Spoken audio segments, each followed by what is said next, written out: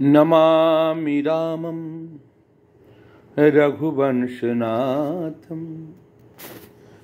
अभी अभी हमने 2 वीडियो दिया है आत्मा के ऊपर, सोल पार्ट 1, सोल पार्ट 2। आधार है गीता। मैं अब गीता के 22वें श्लोक को पढ़ रहा हूं, उसकी व्याख्या होगी। अगर आपको इंटरेस्ट है इन बातों में तो आप देखें। भगवान कृष्ण कहते हैं, वासासि जीर्णानि यथा विहाय नवानि गृहाति नरोपराणि तथा शरीराणि विहाय जीर्णा नन्यानि शय्याति नवानि देहि। आप जैसे पुराने वंशांशी मने कपड़े, पुराने कपड़े को त्याग देते हो, कहते हो कि ये भी कपड़ा फट गया है, रंगहीन हो गया है, डिसकलर हो गया है, बहुत पुराना हो गया है, अब हम नए कपड़े बनवाएंगे। वशांसि जीर्णानि यथा विहाय, विहाय माने छोड़ देते हो, जिस तरह से तुम पुराने कपड़े को नवानि गृहाति नरोपराणि, और तुम नए कपड़े को धारण करते हो। आत्मा भी, तुम्हारे अंदर वो जो छिपी हुई जो आत्मा है, जो परमात्मा से अलग हो चुकी है, वो पुराने कपड़े का त्याग कर दिया और नए कपड़े को उसने पहन लिया।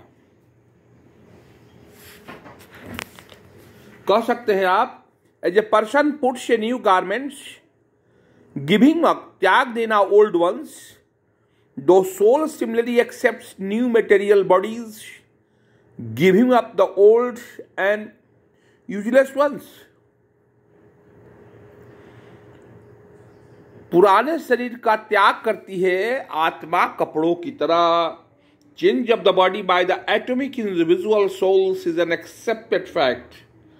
Even the modern scientist who do not believe in the existence of the soul but at the same time cannot explain the source of energy from the heart. They have to accept continuous change of body which appear from childhood to boyhood and from boyhood to youth and again from youth to old age. From old age the change is transferred to another body. This has already been explained in previous verses. Transference, आप बचपन में, जवानी में, बुढ़ापे में different भावों को प्राप्त करते हो, परिवार बसाते हो, बच्चे पैदा होते हैं, बूढ़े हो जाते हो, ये शरीर का धर्म है, आत्मा का नहीं है। आत्मा इसमें निहित है। आत्मा अपराध वृक्षाणाम फलानि तानि देहिनाम। आत्मा शरीर के किए हुए कर्मों को ढोती है। Transference of the atomic individual soul is another bodies made possible by grace of super soul. The super soul fulfills the desire of the atomic soul as one friend fulfills desire of another. The Vedas like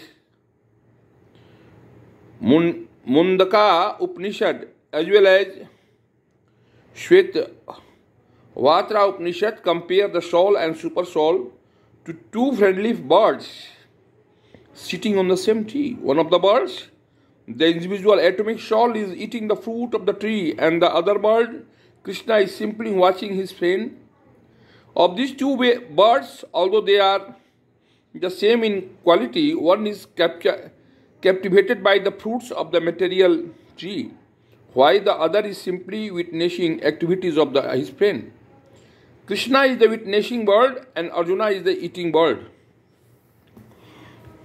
इस शरीर में 2 है।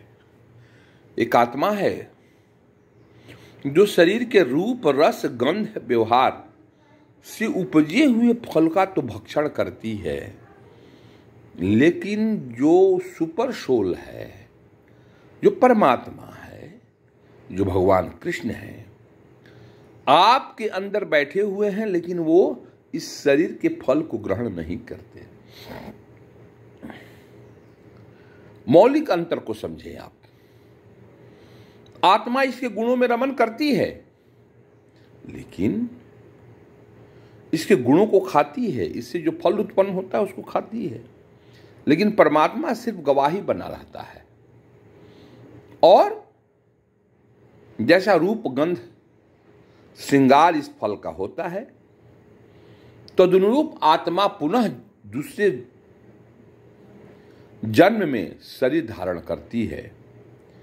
पशु की जोनी हो, मानव की जोनी हो, पंछी की जोनी हो, या पेड़ की जोनी हो, इस शरीर में स्थित रूप और गुण के द्वारा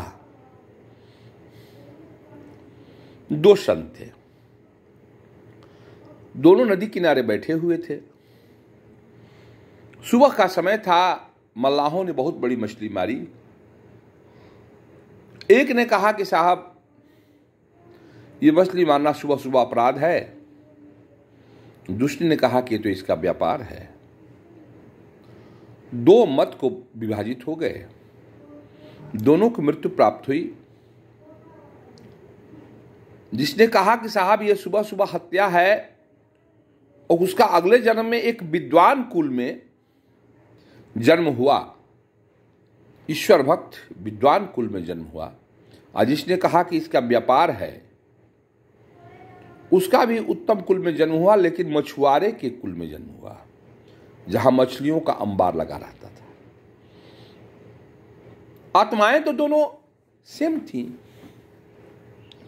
लेकिन एक सत्य का, एक सात्विक जीवन का आनंद ले रही थी आत्मा, क्योंकि शरीरधारी जो था वो सात्विक था, आत्मा के गुणों में रमन करता था। और वो आत्मा एक विद्वान कुल में गई, ऋषि कुल में गई, क्योंकि उसने मछलियों की हत्या को सही नहीं माना। और जिसने हत्या को सही माना, वो उसको व्यापार माना, वो एक बहुत बड़ा व्यापारी बना, मछुआरा बना मछलियों का। आपने देखा, इस उदाहरण से तय होता है कि जो आपके अंदर में स्थित वो पंछी है, जो कि इसके फलों को खाता है, वो सत्य है, और उसी के अनुरूप वो पुनर्जन्म को प्राप्त करता है। इसलिए भगवान कृष्ण कहते हैं, वशांसि चिरयाण यथा विहाय नवानि गृहाति नरो पराणि तथा शरीराणि विहाय जीर्णा नयनानि संयति नवानि देहि। जय श्री राम।